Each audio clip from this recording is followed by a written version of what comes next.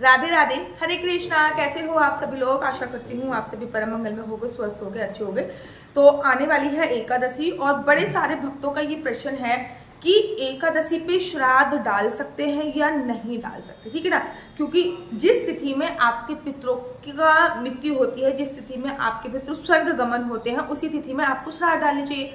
तो बहुत सारे लोगों के जो पितरों का स्वर्ग गमन हुआ होता है वो एकादशी वाले दिन हुआ होता है, लेकिन एकादशी पर शास्त्रों के अनुसार श्राद्ध डालने की मनाही है। अर्थात एकादशी पर तो आप अंतिम संस्कार भी नहीं कर सकते। अगर किसी की मृत्यु एकादशी पे हुई है, बहुत अच्छा है, ये बहुत अच्छा है। तिथि के हिसाब से एकादशी पे प्राण पखेरु का उड़ना बहुत ज्यादा सर्वोत्तम माना जाता है। तिथि के अनुसार अगर हम एकादशी पे किसी का देहांत होता है तो बहुत सर्वोत्तम होता है, उससे जीते जी मोक्ष की प्राप्ति हो जाती है। पुनरपि जन्म पुनरपि मरणम, अर्थात बार बार जन्म लेने की और बार बार मरने की जो प्रतिक्रिया है वो पूरी तरीके से विश्राम हो चुकी होती है। लेकिन एकादशी पे उसका अंतिम संस्कार नहीं कराया जाता है। अर्थात एकादशी पे उनका जो शरीर होता है वो पंच तत्वों में विलीन नहीं होता है। अंतिम संस्कार द्वादशी तिथि पर ही कराना चाहिए, ठीक है ना। अंतिम संस्कार द्वादशी तिथि पे कराना चाहिए। फिर आपके घर के जो भी नियम होते हैं उस पर फॉलो करना चाहिए। ठीक इसी प्रकार से अगर किसी की मृत्यु एकादशी पे होती है तो आप में से बड़े सारे लोग जानते हैं कि एकादशी पे श्राद्ध नहीं होती है।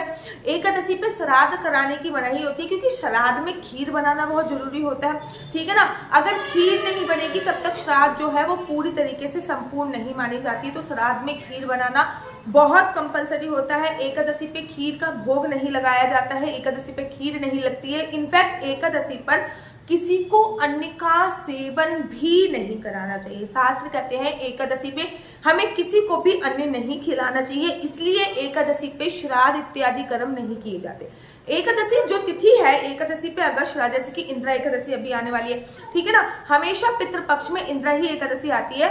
हम एकादशी का व्रत रखकर अपने पितरों को पुण्य समर्पित कर सकते हैं, ताकि वो जिस भी लोक में घूम रहे हो उस पुण्य के प्रताप से उनको मोक्ष की प्राप्ति हो जाए। लेकिन अगर एकादशी, जैसे कि मेरे को पता है कि मेरे मामा ससुर की जो डेथ हुई थी वो एकादशी वाले दिन हुई थी, लेकिन एकादशी वाले दिन हमको उनको श्राद्ध नहीं देना है, हमको उनको श्राद्ध नहीं समर्पित करना होता है। एकादशी पे श्राद्ध समर्पित नहीं किया जाता। एकादशी के द्वारा द्वादशी पे श्राद्ध समर्पित, क्योंकि एकादशी पे किसी को अन्न नहीं खिलाना चाहिए, एकादशी पे किसी को चावल नहीं देना चाहिए। एकादशी में अन्न में पाप आके समाहित हो जाते हैं, इसलिए एकादशी पे अन्न खिलाने की मनाही होती है, ठीक है ना। बाकी बड़े सारे लोग मुझसे ये भी पूछते हैं कि दीदी हमको कैसे पता चलेगा हमारे पितरों की डेथ कब हुई? तो देखिए, बहुत सिंपल सा तरीका, जिस भी तारीख में आपके पितरों की डेथ हुई है आप गूगल पे वो तारीख सर्च कीजिए। जैसे कि आज मेरे पास किसी का फोन मैसेज आया कि दीदी मेरे पितर की जो डेथ हुई है, अर्थात मेरे पितरों का जो स्वर्ग गमन हुआ है वो 20 जनवरी 2023 को हुआ है, तो कौन सी तिथि पड़ रही है, ठीक है ना। आप टाइम याद रखिए 20 जनवरी। तो आप जब भी आपके पितरों का स्वर्ग गमन हुआ है उस तारीख को गूगल पे सर्च करके देख लीजिए कि कौन सी तिथि पड़ रही है।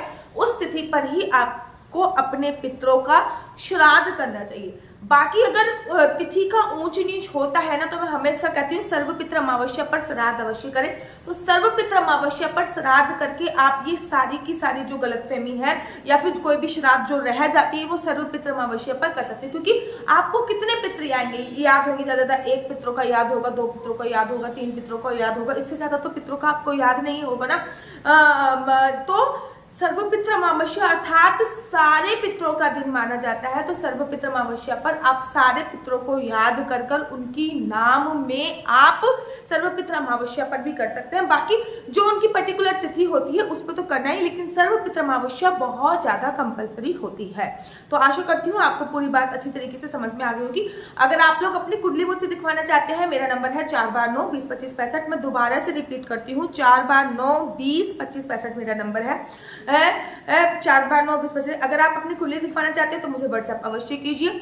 आपको केवल अपनी डेट ऑफ बर्थ भेजनी है और डेट ऑफ बर्थ के माध्यम से मैं पूरी कुंडली आपकी बनाऊंगी और पूरी कुंडली बनाने के बाद मैं आपको फोन पर सारी जानकारी देती हूँ। आपका लक्की नंबर, लक्की कलर, अनलक्की तिथि, अनलक्की डेट, आपकी कुंडली में राजयोग है या नहीं है, सफलता कब तक मिलेगी, जॉब करेंगे या बिजनेस करेंगे, बिजनेस करेंगे किस चीज में बिजनेस करेंगे, जॉब करेंगे किस चीज में जॉब करेंगे, बच्चे को कौन सी स्ट्रीम लेनी चाहिए, कौन सी साइड लेनी चाहिए, गवर्नमेंट जॉब लगने की संभावना है या नहीं है। याद रखिए कुंडली दिखाना बिल्कुल फ्री नहीं है, इसके थोड़े से चार्जेस है। अगर आपको मेरी वीडियो अच्छी लगती है तो आप अपना यूट्यूब चैनल हरी बोल को लाइक से सब्सक्राइब करना बिल्कुल भी मत भूलिए। तब तक के लिए मुझे दीजिए इजाजत। राधे राधे, हरे कृष्णा, हरे